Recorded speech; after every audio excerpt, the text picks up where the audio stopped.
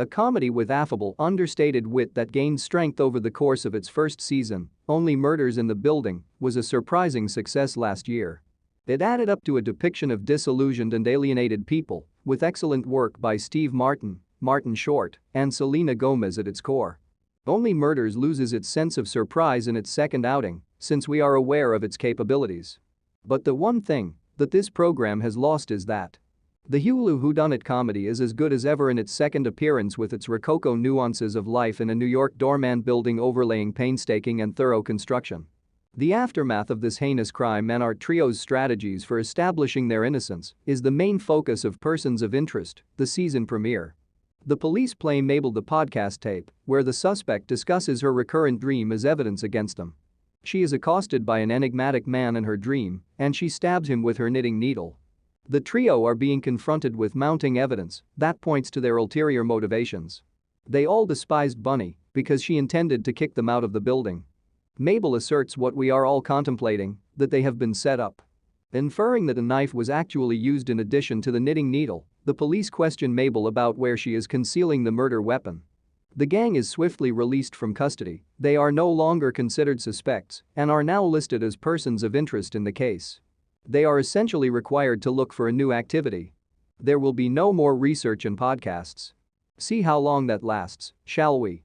All three of them return to their residences.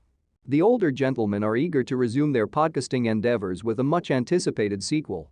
Oliver Putnam and Charles Hayden Savage are visibly dazzled by the spotlight and keen to expand on their recent success. Mabel is content to be dull for a while, having had enough of all the death. She had flashbacks to Bunny's terrible murder while in her empty apartment. It is clear that she cannot escape her troubling existence and that moving on will be challenging. Charles and Mabel are now the talk of the town, and this has resulted in a surge in their popularity. Charles is informed that they plan to revive his 1990s crime series Brazos, with him taking on the role of the uncle. Mabel, on the other hand, is sought out by artist Alice, who adores her mural.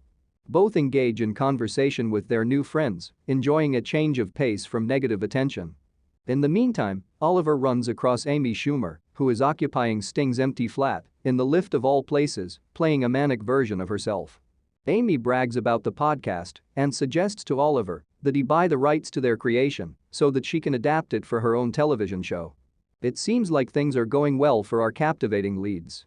In her most recent episode, rival true crime podcaster Cinda Canning trash talks the trio and reveals that she is beginning her own investigation into the mysterious death of Bunny Folger. With the gang frantically trying to clear their names, it's a fantastic setup for the series. They get together to talk about Cinda's verbal abuse and decide to defend themselves and show their innocence because their lives are finally going in the right direction and they have a legacy to uphold. The group decides to enter Bunny's apartment to look into this peculiarity after hearing Bunny's voice through the vents.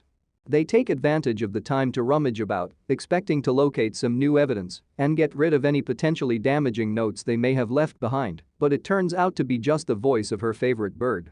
Particularly concerning to Oliver are several death threats he sent her. Two residents of Arconia enter the apartment and look around it while engaging in their own illicit acts. Yuma and Howard are searching for a $1 million erotic picture that was allegedly hung above Bunny's bed. The group conceals themselves in Bunny's closet and stays undetected. When Yuma notices that the painting is missing, she screams. The group then uses a secret elevator to descend to the ground floor. In the concluding scenes, Mabel has another flashback of Bunny's death, but this time the deceased's final words to her are very obviously savage rather than 14, as she had earlier indicated. The sensual painting is then discovered by Charles hanging on his wall in his flat. Where did it come from? Evidently, someone is attempting to frame the actor, or perhaps he was the real murderer all along. It's a thrilling conclusion to an excellent first chapter. The second episode, Framed, opens with a brief history lesson about the Arconia in black and white. It clarifies how building designer Archibald Carter concealed numerous hidden staircases and elevators, including the one in Bunny's apartment. It's revealed that Bunny was Archibald's granddaughter and that she lived there all of her life. Charles's father, an ambitious actor who frequented the building, is introduced in another flashback. This second installment tells his story. The trio looks at Charles's wall-mounted accusatory painting. They examine the image itself before delving into the significance of its enigmatic arrival. Clearly, The painting was placed here to put Charles in the wrong. The word savage is written on the canvas's reverse, and Mabel takes advantage of the chance to confess her resurfacing memories. She claims that when Bunny passed away, she uttered the word savage. There's a knock on the door. Before I can analyze this information. The three scurries crazily back and forth in a panicked attempt to hide the painting. Howard greets Charles when he opens the door and is sporting what appears to be a terrible black eye. He informs Charles that he enjoys their podcast and invites him and Charles to an unplanned wake for Bunny that will be conducted in her opulent apartment. The trio has a well-thought-out plan to return the picture to Bunny's apartment at the gathering using the secret elevator. Nina Lynn welcomes everyone and declares herself the new board president. Strangely, Howard explains to the group how much worse this expectant mother is than Bunny ever was. This Nina figure, in my opinion, will be a challenging case for our podcast detectives and potentially a new antagonist. Bunny's mother interrupts the celebration and demands that her painting be given back to her right away.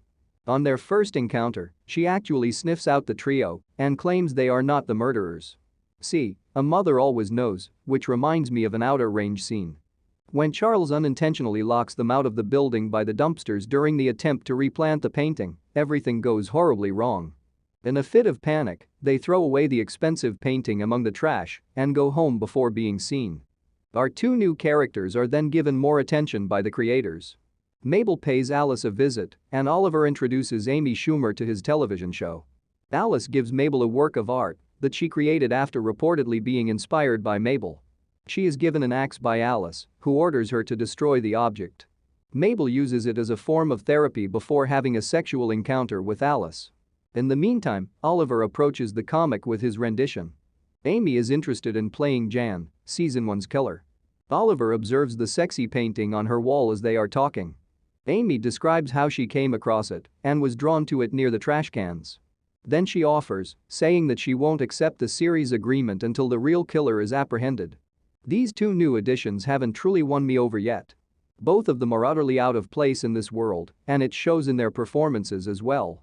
Oliver discusses Amy's ownership of the painting to the group. Bunny's mother insists that the picture be given back to her as they all march up to her apartment. The three examine the ramifications of a replica once it is discovered to be a fake upon closer scrutiny. This strengthens the theory that Charles is being set up. He is open and honest about his own father, who she knew, with Bunny's mother. It has been shown that his father had an affair with both Bunny's mother and Rose Cooper, the artist of the artwork. The man got around. Sadly, the show then devolves into absurdity in its closing scenes. According to the will, Oliver receives Bunny's beloved parrot, which speaks and declares, "I know who did it." The show enters needlessly sillier area as a result of this ending, which actually spoils the entire idea